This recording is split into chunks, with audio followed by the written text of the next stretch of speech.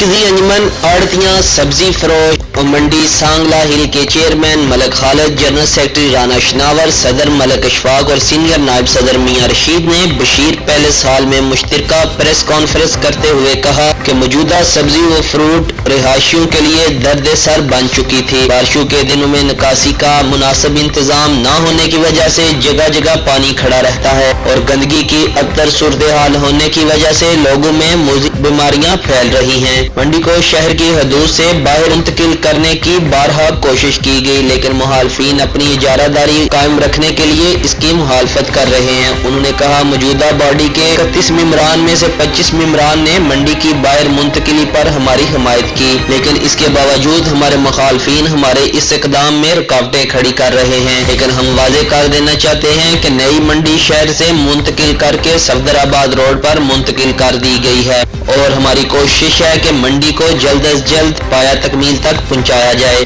इस मौका पर मुंतजिमीन सब्जी और फ्रूट मंडी मियां ज़ियाउल मुस्तफ़ा, मियां खालिद, मियां दिलशाद, फारूक चौहान, हाफिज मोहम्मद इरशाद, राना इरफान और सखाफियों ने शिरकत की। उन्होंने डीसीओ ननकाना से अपील की कि मंडी को फिलफोर सफदराबाद रोड पर बहाल किया जाए ताकि हम अपने बच्चों के लिए रिज़्क कमा सके और आखिर पर खाने का भी खुसूसी एहतमाम किया गया। यकीन न्यूज़ के साथ मलक आबद, सांगला हिल।